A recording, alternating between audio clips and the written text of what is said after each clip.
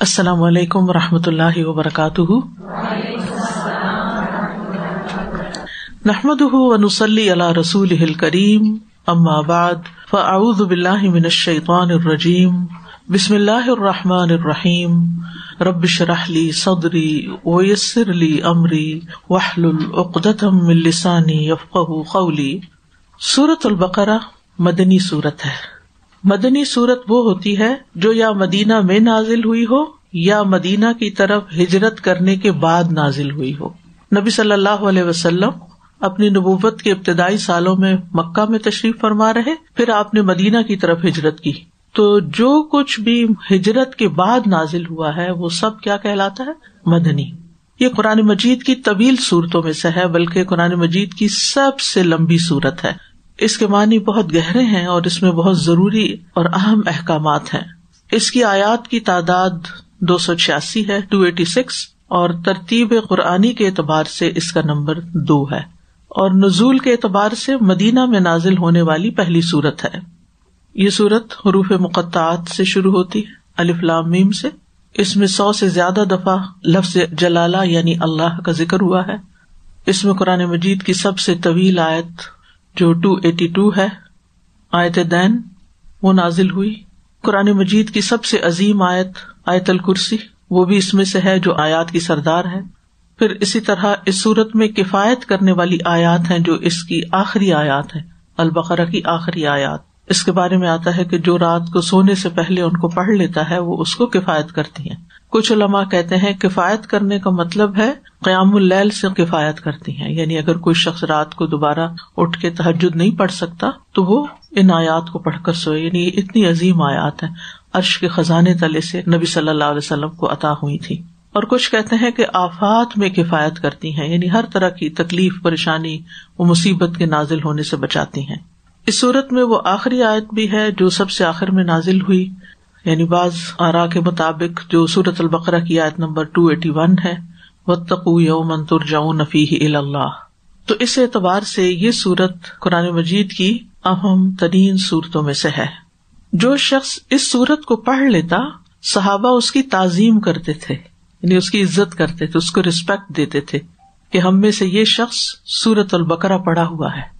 حضرت انس رضی اللہ عنہ سے مروی ہے کہ ایک آدمی نبی صلی اللہ علیہ وسلم کا کاتب تھا, جو وہی نازل ہوتی آپ اس کو لکھواتے اور وہ لکھتا تھا.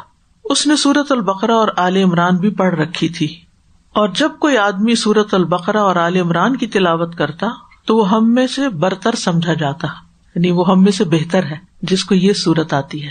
صحابہ اس سورت کو صرف حفظ نہیں کرتے تھے بلکہ اس کو سمجھتے بھی تھے اور اس پر عمل بھی کرتے تھے. اسی طرح قرآن مجید کی ابتدائی 7 سورتیں پڑھ لینے کا بھی بہت بڑا اجر ہے. انہی میں سے چونکہ یہ ایک ہے اس لیے وہ حدیث آپ کے سامنے رکھوں گی, مسند احمد کی ہے. نبی صلی اللہ علیہ وسلم نے فرمایا, جو شخص قرآن کی ابتدائی 7 سورتیں حاصل کر لے وہ بہت بڑا عالم ہے, یعنی اس کو بہت بڑا اعزاز مل جاتا ہے. اسی طرح نبی صلی اللہ علیہ وسلم نے فرمایا, مجھے تورات کی جگہ طوال 7 دی گئی ہیں, پہلی 7 طویل صورتیں, یعنی البقرہ سے آگے, یعنی یہ تورات کے قائم مقام ہے. اور یہ قرآن مجید کا تقریباً 1/4 حصہ بنتا ہے, یعنی اگر کوئی اتنا بھی پڑھ لیتا ہے تو اس لیے اللہ کا نام لے کے یہ سفر شروع کیا ہے تو اس کو جاری رکھیں تاکہ وہ وعدے اور وہ فضیلتیں جو اس کے ساتھ بیان کی گئی ہیں ان کو حاصل کر سکیں. اس سورت میں بہت سے موضوعات ہیں, لوگوں کی اقسام بیان کی گئی ہیں, متقین, کفار, منافقین.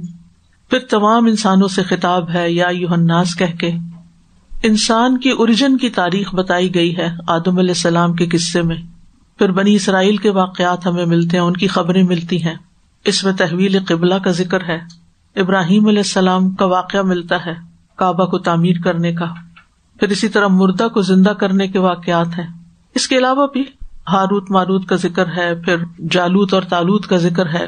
یہ تفصیلات ہم آگے پڑھیں گے, صرف ایک عمومی خلاصہ آپ کے سامنے رکھ رہی ہوں کہ یہ سورت کی اہمیت ہمیں سمجھ میں آ جائے کہ یہ کتنا کچھ اپنے اندر سمیٹے ہوئے ہے. اسی طرح اس سورت میں اسلام کے ارکان کا بھی ذکر ہے, جیسے توحید, طہارت, نماز, روزہ, حج, زکوٰۃ, صدقات, عمرہ, ان سب کے بارے میں بھی احکامات موجود ہیں. اسی طرح خاندانی زندگی سے متعلق اور معاشرتی زندگی سے متعلق احکامات ہیں.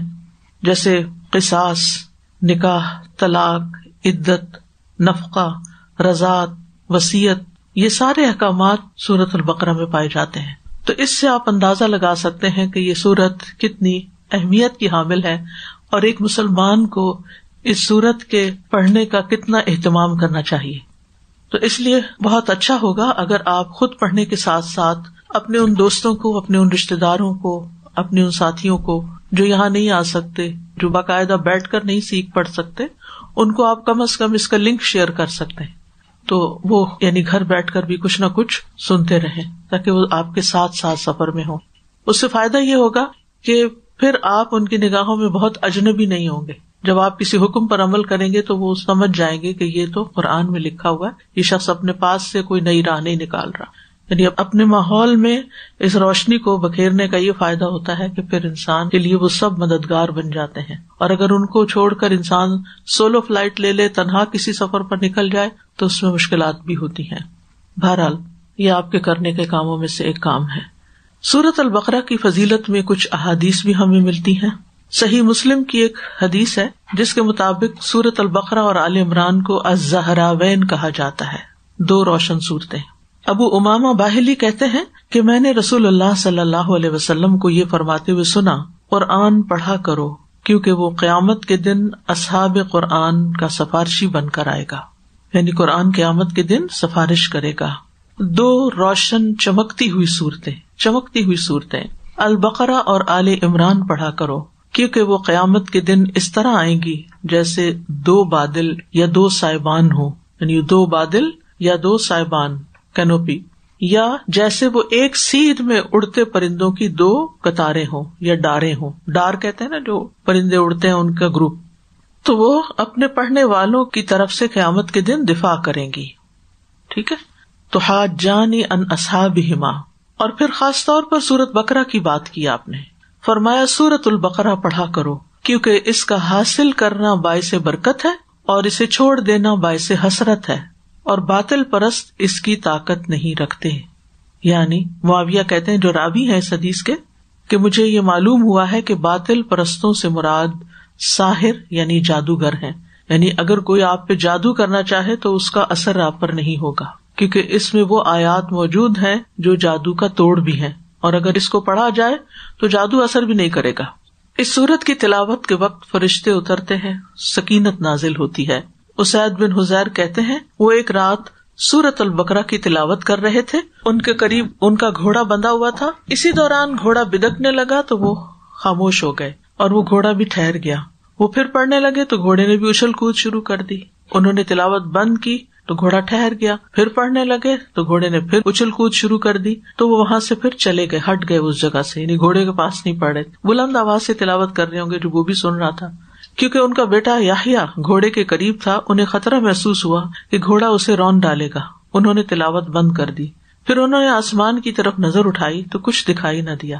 صبح کے وقت انہوں نے یہ واقعہ نبی صلی اللہ علیہ وسلم سے بیان کیا تو آپ نے فرمایا، اے ابن حذیر تم پڑھتے رہتے. انہوں نے عرض کیا، اللہ کے رسول مجھے ڈر لگا کہ یحییٰ کو گھوڑا کچل دے گا کیونکہ وہ اس کے قریب ہی تھا. تو میں نے سر اٹھایا اور یحییٰ کی طرف گیا. پھر اس کے بعد میں نے اپنا سر آسمان کی طرف اٹھایا تو دیکھتا ہوں کہ چھتری جیسی چیز ہے جس میں بہت سے چراغ روشن ہے، جیسے بڑا سا شینڈلیئر ہو. پھر میں دوبارہ باہر آیا تو میں اسے دیکھ نہ سکا، پھر دوبارہ نظر نہیں آیا. آپ نے پوچھا تم جانتے ہو وہ کیا ہے؟ انہوں نے کہا نہیں. آپ نے فرمایا وہ فرشتے تھے جو تمہاری آواز سننے کے لیے قریب آ رہے تھے، نیچے اتر رہے تھے. اگر تم رات بھر پڑھتے رہتے تو صبح تک دوسرے لوگ بھی انہیں دیکھتے اور وہ ان سے چھپ نہ سکتے. بہرحال چونکہ ایمان بالغیب ہے ہمارا تو وہ سبب نہیں بنا کہ لوگ بھی دیکھ سکیں. تو اس سے یہ پتہ چلتا ہے کہ یہ سورت بہت اہمیت کی حامل ہے، اس لیے اسے پوری توجہ کے ساتھ پڑھنے کی ضرورت ہے. آج کا ہمارا سبق جو ہے وہ المفلحون تک ہے. پہلے ہم ایک دفعہ اس کی تلاوت سنیں گے، اس کے بعد ایک ایک آیت کی تفسیر ہوگی. تو آئیے ہم تلاوت سنتے ہیں. جہاں آپ کا لفظی ترجمہ ہے وہاں سے آپ اپنے پیج کو نکالیے اور جو جو لفظ پڑھا جا رہا ہو اس پر اپنی پینسل رکھ کے غور سے سنتے جائیے. بسم اللہ الرحمن الرحیم. الف لام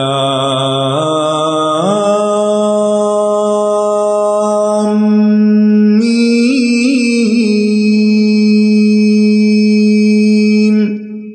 ذلك الكتاب لا ريب فيه هدى للمتقين الذين يؤمنون بالغيب ويقيمون الصلاة ومما رزقناهم ينفقون والذين يؤمنون بما أنزل إليك وما أنزل من قبلك وبالآخرة هم يوقنون أولئك على هدى من ربهم وأولئك هم المفلحون. اس کی پہلی آیت الف لام میم ہے. بسم اللہ الرحمن الرحیم. الف لام میم. جیسا کہ آپ دیکھ رہے ہیں کہ یہ حروف اکٹھے لکھے ہوئے ہیں، جیسے علم پڑھا جاتا ہے، علم نشرہ وغیرہ، لیکن ان کو علم نہیں پڑھا جاتا، بلکہ الف الگ، لام الگ، میم الگ، الگ الگ الگ، یعنی کاٹ کاٹ کے پڑھا جاتا ہے. اسی لیے اس کو حروف مقطعات کہتے ہیں، یعنی الگ الگ کیے ہوئے حروف، علیحدہ علیحدہ پڑھے جانے والے حروف. قرآن مجید کی تقریباً 29 سورتوں کے آغاز میں ایسے حروف موجود ہیں. 3 سورتیں ایسی ہیں جو صرف ایک حرف سے شروع ہوتی ہیں، قاف، نون، صاد. 9 سورتیں 2 حروف سے شروع ہوتی ہیں، جیسے طٰہٰ، یاسین وغیرہ.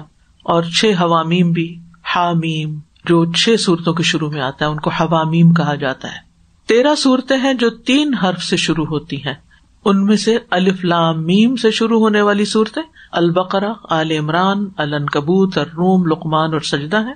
اور پھر 3 حروف سے شروع ہونے والی 2 اور صورتیں بھی ہیں، جیسے الشعراء اور القصص، جن میں طا سین میم. 5 صورتیں ایسی ہیں جو الف لام را سے شروع ہوتی ہیں، یونس، ہود، یوسف، ابراہیم اور الحجر. 2 صورتیں ایسی ہیں جو 4 حروف سے شروع ہوتی ہیں، جیسے الاعراف، الف لام میم صاد، الرعد، الف لام میم را. 2 صورتیں 5 حروف سے شروع ہوتی ہیں، سورت مریم جیسے کاف ہا یا عین صاد، اور سورت شورا حامیم عین سین قاف. ان حروف کا معنی کیا ہے؟ ان کے بارے میں جو راجح قول ہے، جس کو اپنے زمانے کے مفسر امام مجاہد نے بیان کیا ہے، کہ ان کا اپنا کوئی معنی نہیں، کیونکہ نبی صلی اللہ علیہ وسلم نے ہمیں ان کا کوئی معنی نہیں بتایا، تو ہم اپنے پاس سے کوئی ترجمہ نہیں بنا سکتے. عربی زبان ایک واضح زبان ہے. قرآن عربی زبان میں اترا بلسان عربی مبین، اور عربی زبان میں حروف تہجی کو الگ الگ پڑھنے کا معنی نہیں ہوتا. اس لیے ہمیں اس کے بارے میں سکوت اختیار کرنا چاہیے. سکوت کا مطلب ہے خاموش رہنا چاہیے، اور ان کے معنی جاننے کی کوشش نہیں کرنی چاہیے. اور ساتھ ہی یہ یقین بھی رکھنا چاہیے کہ اللہ سبحانہ وتعالیٰ نے ان کو کسی مقصد، کسی حکمت کے تحت اتارا، کیونکہ قرآن مجید قیامت تک کے لوگوں کے لیے ہے. اس میں ہر دور کے لوگوں کے لیے نئی نئی چیزیں سامنے آتی ہیں، تو ہو سکتا ہے کہ کسی دور کے لوگوں کے لیے یہ ایک معجزہ ثابت ہو. حروف مقطعات قرآن کے اعجاز ہونے پر بھی دلیل ہے. اعجاز کا مطلب ہوتا ہے عاجز کر دینے والی چیز، معجزہ. قرآن مجید سارے کا سارا معجزہ ہے. قرآن مجید نے چیلنج کیا کہ کوئی جیسی 10 صورتیں لے آئے، لیکن لوگ عاجز ہو گئے. ایک صورت کے لیے کہا گیا وہ بھی نہیں لا سکے، اور پھر آیات کے لیے کہا گیا وہ بھی نہیں لا سکے. تو لوگ قرآن کے جیسا کچھ بھی نہ بنا سکے، اس کے لانے سے عاجز ہو گئے. حالانکہ یہ الف لام میم یعنی حروف سے ہی مل کر بنے ہیں الفاظ، اور الفاظ سے مل کر بنے ہیں آیات. تو یہ کہا جاتا ہے کہ حروف مقطعات کو اس بات کی طرف اشارہ کرنے کے لیے لایا گیا ہے کہ جس قرآن کریم نے ان عربوں کو ایسا کلام بنانے سے عاجز کیا، یہ قرآن انہی حروف سے مل کر بنا ہے. ان کے بارے میں ایک بات یاد رکھیے کہ عام طور پر سوائے چند ایکسیپشنل کیسز کے، جہاں بھی حروف مقطعات آتے ہیں اس کے بعد قرآن مجید کی بات ہوتی ہے، جیسا کہ ہم یہاں پر دیکھتے ہیں. خلاصہ کیا ہے کہ قرآن مجید میں یہ حروف 29 سورتوں کے شروع میں آئے ہیں. ان کو پڑھا جانا چاہیے چاہے ہم ان کے معنی نہیں بھی جانتے، کیونکہ قرآن کے ہر حرف کے پڑھنے پر 10 نیکیاں ملتی ہیں. اور ان کے لیے نبی صلی اللہ علیہ وسلم نے الف لام میم ہی کی مثال دی ہے. عبداللہ بن مسعود کہتے ہیں کہ رسول اللہ صلی اللہ علیہ وسلم نے فرمایا، جس نے اللہ کی کتاب میں سے ایک حرف پڑھا اسے اس کے بدلے ایک نیکی دی جائے گی اور ہر نیکی کا ثواب 10 گنا ہے۔ میں نہیں کہتا کہ الف لام میم ایک حرف ہے، بلکہ الف ایک حرف ہے، لام ایک حرف ہے اور میم بھی ایک حرف ہے۔ ٹھیک ہے، تو آپ سوچئے کہ اگر ان حروف کو پڑھنے پر بھی نیکی ہے جن کا معنی ہم نہیں جانتے، تو جب ہم معنی جان کے پڑھتے ہیں اور سنتے ہیں تو اس کا درجہ اور کتنا زیادہ ہوگا۔ اس لیے قرآن مجید پڑھتے ہوئے کبھی نہ اکتائیں اور کبھی یہ نہ سمجھے کہ میرا بہت وقت چلا گیا یا بہت وقت لگ جائے گا۔ اس سے بہتر اور کوئی کیا کام ہو سکتا ہے کہ جو ہم اس وقت میں کریں کہ جس سے ہمیں اتنا زیادہ فائدہ یا ثواب حاصل ہو۔ اور وہ حدیث ہمیشہ یاد رکھا کریں، خیرکم من تعلم القرآن وعلمہ، یہ آپ کے پیچھے بھی سامنے وال پہ لگی ہوئی ہے، یاد کرنی ہو تو زبانی یاد کر لیجئے تاکہ یہ سبق ہمیشہ یاد رہے کہ تم میں سے بہترین وہ لوگ ہیں جو قرآن سیکھتے ہیں، پہلے سیکھنے والوں کی بات کی گئی، اور پھر سکھاتے ہیں اس کو۔ تو اپنی زندگی میں جو بھی آپ کا فیلڈ ہو، کوئی بھی کام آپ کریں، کسی بھی چیز میں مہارت حاصل کریں، کوئی بھی جاب کریں، بزنس کریں، لیکن کچھ نہ کچھ وقت اس کے سیکھنے یا سکھانے کے لیے ضرور نکالیں، یعنی آئندہ زندگی کے لیے اپنا ایک لائحہ عمل بنا لیں، اپنا ایک گول سیٹ کر لیں، کیونکہ یہ اللہ کا کلام ہے اور اس کے ذریعے اللہ سبحانہ وتعالیٰ بندوں کے درجات بلند کرتے ہیں۔ کوئی اور چیز ایسی نہیں کہ جس کے ساتھ اتنی تیزی سے انسان اللہ تعالیٰ کا قرب حاصل کر سکے۔ ذلك الكتاب لا ريب فيه هدى للمتقين، یہ وہ کتاب ہے جس میں کوئی شک نہیں، تقوی والوں کے لیے ہدایت کا ذریعہ ہے۔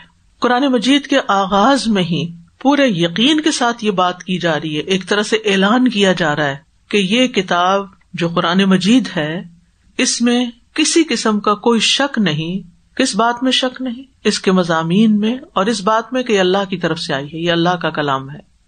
ذالکہ کا لفظ جو ہے یہ اسم اشارہ ہے جو کسی محسوس یا معقول، محسوس کہتے ہیں جس کو ہم چھو سکیں، محسوس کر سکیں، ٹچ کر سکیں، اور معقول، محسوس کے اپوزٹ معقول کا لفظ ہوتا ہے جس کو ہم اپنی عقل سے پہچان سکیں، جو ہماری عقل میں تو آئے لیکن ٹینجیبل نہ ہو، یعنی انٹینجیبل کہہ لیں، ان چیزوں کی طرف اشارہ کے لیے آتا ہے۔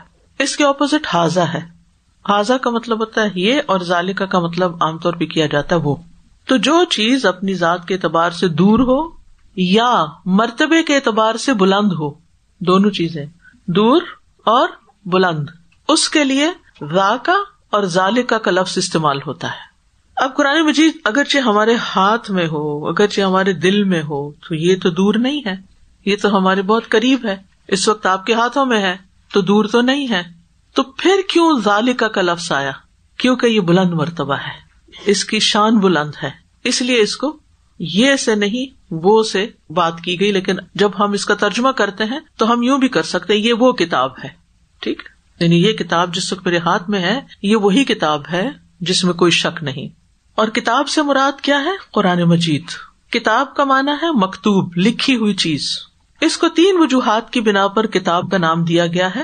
نمبر 1 کہ یہ کلام اللہ لوح محفوظ میں لکھا ہوا ہے۔ یہ لکھی ہوئی ہے کہاں؟ یعنی قرآن کو کتاب کیوں کہا گیا؟ حالانکہ یہ جبریل علیہ السلام نے نبی صلی اللہ علیہ وسلم کے دل پر نازل کی تھی، کتابی شکل میں نہیں آئی تھی، لیکن پھر بھی کتاب کہا گیا۔ کیوں؟ نمبر 1 کہ یہ لوح محفوظ میں لکھی ہوئی ہے۔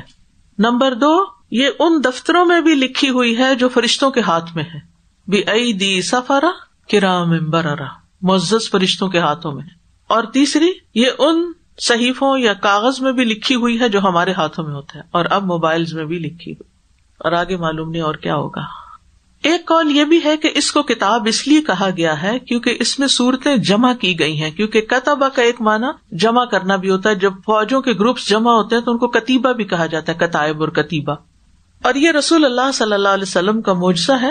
یہ کتاب 23 سال میں نازل ہوئی نبی صلی اللہ علیہ وسلم پر، کبھی ایک آیت آتی، کبھی دوسری آتی، اس کو چمڑے پر لکھا جاتا، اور پھر آپ نے اپنی زندگی میں ہی اس کو ترتیب کے ساتھ پورا لکھوا دیا، اگرچہ اس وقت اس شکل میں نہیں تھی جس میں ہم آپ آج دیکھتے ہیں۔ یعنی نبی صلی اللہ علیہ وسلم دنیا سے فوت ہوئے اور وہ ایک بک کی شکل میں نہیں تھی، وہ مختلف چیزوں پر لکھی ہوئی تھی، لیکن وہ جمع ہو چکی تھی، اس کی ترتیب بتائی جا چکی تھی، اور بعد میں پھر انشاءاللہ آپ پڑھیں گے کس طرح اس کو باقاعدہ ایک کتابی شکل دی گئی.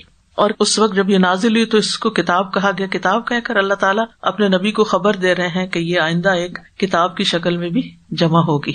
وَهَذَا كِتَابٌ أَنزَلْنَاهُ مُبَارَكٌ مُصَدِّقُ الَّذِي بَيْنَ يَدَيْهِ. اور یہ کتاب جسے ہم نے نازل کیا بہت برکت ہے، تصدیق کرنے والی ہے اس کی جو اس سے پہلے یعنی پہلی کتابوں کی. تو اس وقت یہ قرآن کتاب کی شکل میں نہیں تھا، جبکہ اس کو اس وقت بھی کتاب کہا گیا. تو قرآن لکھی ہوئی کتاب ہے، اللہ کا کلام ہے جو لکھا گیا ہے. اس کی یہاں جو سب سے پہلی صفت بیان کی گئی ہے وہ ہے لا ریب فیہ، اس میں کوئی شک ہی نہیں. ریب ایسا شک ہوتا ہے جس میں تردد اور بے چینی پائی جاتی ہے. امام راغب کہتے ہیں ریب ایسے تردد اور وہم کو کہا جاتا ہے جس کی کوئی بنیاد نہ ہو. یعنی ایک معنی کیا ہے کہ بے چین کرنے والا شک، اور دوسرا وہ وہم تردد جس کی کوئی بنیاد نہ ہو اور ذرا سا غور کرے تو وہ دور ہو جائے. تو یہ ہر قسم کے شک کی نفی کے لیے چھوٹے سے چھوٹا شک بھی اس میں شامل ہے. یہ جو لا ہے نا، لا ریبہ، یہ ہر قسم کے شک کی نفی کر رہا ہے، یعنی شک کی پوری جنس کی نفی کر رہا ہے. اس لیے اس کو لا جنس کی نفی کرنے والا لا ہے، یہ جس میں چھوٹا سے چھوٹا شک بھی ہو. Absolutely no doubt. یہ بات کیوں کہی گئی؟ کیونکہ کفار کا یہ اعتراض تھا کہ یہ نبی صلی اللہ علیہ وسلم نے اپنے پاس سے گھڑ لی ہے اور کسی غلام نے آپ کی مدد کی ہے اور اہل کتاب سے آپ نے سن کے یہ کتاب لکھوا لی ہے، اور اس قسم کی باتیں مشہور کی گئیں. لیکن کیا بتا دیا گیا کہ نہیں. اسی طرح مالک بن سیف ایک یہودی تھا، اس نے بھی مسلمانوں کے دلوں میں شکوک و شبہات پیدا کی، کیونکہ مدینہ میں یہود بھی رہتے تھے اور مسلمانوں کا ان سے انٹریکشن ہوتا تھا. تو وہ شکوک و شبہات پیدا کرتا تھا کہ یہ قرآن وہ کتاب نہیں جیسے پہلی کتابیں آئی تھی تورات وغیرہ، یا جس کی پہلی کتابوں میں خبر دی گئی تھی. تو اللہ سبحانہ وتعالیٰ نے پڑھنے والوں کا ابتدا میں ہی شک دور کر دیا کہ یہ اللہ ہی کی طرف سے آئی ہے اور اس میں کوئی شک نہیں، اور یہ اللہ تعالیٰ ہی کا کلام ہے. اور اس کی وضاحت قرآن مجید میں دیگر مقامات پر بھی ملتی ہے. سورۃ سجدہ میں آتا ہے الف لام میم تنزیل الکتاب لا ریب فیہ من رب العالمین. الف لام میم، اس میں کوئی شک نہیں کہ اس کتاب کا نازل کرنا تمام جہانوں کے رب کی طرف سے ہے. جیسے کہ پہلے بھی میں نے عرض کیا تھا کہ قرآن کے ایک حصے کی تفسیر سب سے پہلے کہاں دیکھتے ہیں؟ قرآن مجید میں ہی دیکھتے ہیں کہ اس آیت کا مطلب کیا بیان کیا جا رہا ہے. تو لا ریب فیہ یہاں بات بس اتنی ختم کر دی گئی. سورۃ سجدہ میں واضح کر دی گئی لا ریب فیہ من رب العالمین، اس میں کوئی شک نہیں کہ یہ رب العالمین کی طرف سے ہی آئی ہے. یعنی پورا یقین کر لو اس بات پر کہ یہ کتاب اللہ تعالیٰ کی طرف سے آئی ہوئی، یہ اللہ کا کلام ہے، یہ کسی انسان کی لکھی ہوئی نہیں، یہ کوئی معمولی چیز نہیں ہے. سورۃ النساء میں بھی آتا ہے وَلَوْ كَانَ مِنْ عِنْدِ غَيْرِ اللَّهِ لَوَجَدُوا فِيهِ اخْتِلَافًا كَثِيرًا. اگر یہ قرآن اللہ کے علاوہ کسی اور کی طرف سے ہوتا تو ضرور وہ اس میں بہت زیادہ اختلاف پاتے. 23 سال میں نازل ہوئی، کبھی ایک آیت نازل ہوتی، کبھی 2 آیتیں نازل ہوتی، پھر ان سب کو ایک جگہ اکٹھا کیا گیا. آپ اگر کوئی کام 23 سال کے عرصے میں کریں، کوئی کتاب لکھیں، کوئی کہانی لکھیں، کوئی پروجیکٹ 23 سال میں مکمل کریں، تو آپ دیکھیں کہ اس کا حشر کیا ہوتا ہے. کہ ایک دفعہ آپ کے عقل کا لیول کچھ ہوتا ہے، آپ کا امیجنیشن کچھ ہوتا ہے، دوسری دفعہ جب آپ پھر شروع کرتے پھر آپ اس کی گانٹ چھانٹ شروع کر دیتے ہیں، یہاں یہ ٹھیک نہیں لگ رہا، یہ ٹھیک نہیں. پہلی دفعہ بڑے کانفیڈنٹ ہوتے ہیں، ہاں یہ ٹھیک ہے، کوئی غلط بات نہیں کرے، لیکن وہ آپ کو جچتا نہیں. پھر دوبارہ اگر آپ میں سے کوئی رائٹر ہے تو آپ کو معلوم ہوگا کہ رائٹنگ کبھی ایک دفعہ کر کے اس کو فائنل نہیں کیا جا سکتا. لیکن نبی صلی اللہ علیہ وسلم پر جو آیت ایک دفعہ اتری، آپ نے دوبارہ اس کے اندر کوئی کریکشن نہیں کرائی کہ وہ جو میں نے پہلے یہ آیت آپ کو لکھوائی تھی، میرا خیال ہے اس میں کچھ کمی رہ گئی، ذرا اس کو دوبارہ لکھ دیں. کوئی ایک چانس بھی ایسا نہیں ہوا. تو بہرحال جس چیز میں شک نہ ہو وہاں پھر کیا ہوتا ہے؟ یقین. شک کی نفی سے یقین کا معنی مراد ہے کہ یہ یقینی بات ہے کہ اللہ کی طرف سے ہے. تو نفی کا مقصد مدح کرنا ہے اور اس کا اپوزٹ ثابت کرنا ہے. تو یہ کتاب ایسے علم یقینی پر مبنی ہے جو شک و شبہات دور کرتا ہے، اور ہدایت جو ہے وہ صرف یقین ہی سے حاصل ہوتی ہے. ٹھیک ہے نا؟ یعنی آپ صحیح رستے پر اسی وقت چلتے ہیں جب آپ کو یقین ہو کہ یہی رستہ ٹھیک ہے، یہی کام ٹھیک ہے، یہی روڈ لینی چاہیے، مجھے ادھر ہی مڑنا چاہیے. اور اگر آپ کو شک ہو تو آپ کیسے ڈرائیو کرتے ہیں؟ تو پیچھے والے کو پریشان کرتے ہیں، کیونکہ آپ اپنی سپیڈ آہستہ کر لیتے ہیں پھر کہ مڑوں گے نہ مڑوں، اور کبھی اشارہ دے کے پھر بند بھی کر دیتے ہیں، اور پھر خود بھی کنفیوز ہوتے ہیں، دوسروں کو بھی کرتے ہیں. تو اس لیے اس یقین کے ساتھ اس کتاب کو پڑھیے کہ یہ اللہ کی طرف سے ہے اور بالکل سچ بتاتی ہے، ہر چیز کی حقیقت کھول کے بتا دیتی ہے. کتاب مبین ہے یہ. ہدی للمتقین کیوں آئی ہے؟ متقی لوگوں کی ہدایت کے لیے آئی ہے.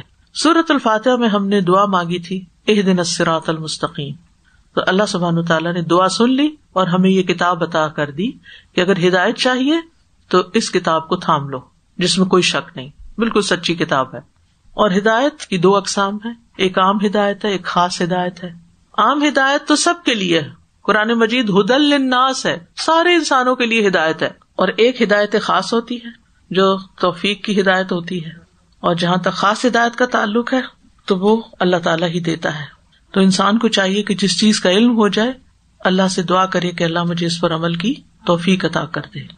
اور اسی لیے ہدی للمتقین ہے، ہدی للناس تمام انسانوں کی ہدایت کے لیے آئی ہے.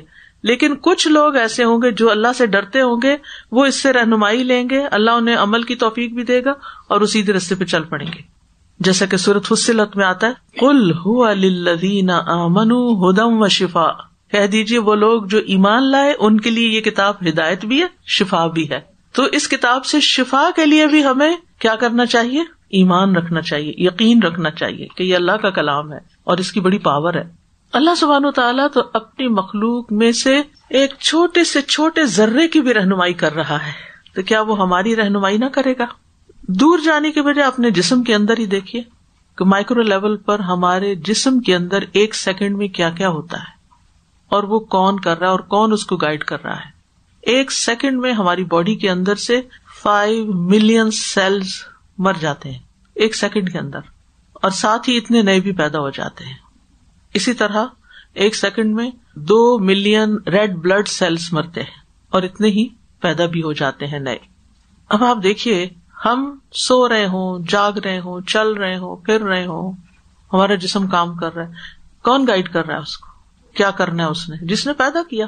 تو ہدایت جو ہے رہنمائی کرنے کے معنوں میں بھی ہے. تو قرآن ہدایت ہے یعنی رہنمائی دینے والی کتاب ہے، توفیق دینے والی نہیں ہے. کیا کرنے والی ہے؟ رہنمائی کرنے والی، جسے ہدایت ارشاد کہا جاتا ہے، یعنی کہ گائیڈ کرنا، راہ دکھانا. تو جیسے میں نے ہدایت کا معنی سورۃ فاتحہ میں آپ کو بتایا تھا نا، راستہ دکھانا اور پھر منزل تک پہنچانا. یہ کتاب کیا کرتی ہے؟ راستہ دکھاتی ہے. اور منزل تک کون پہنچاتا ہے؟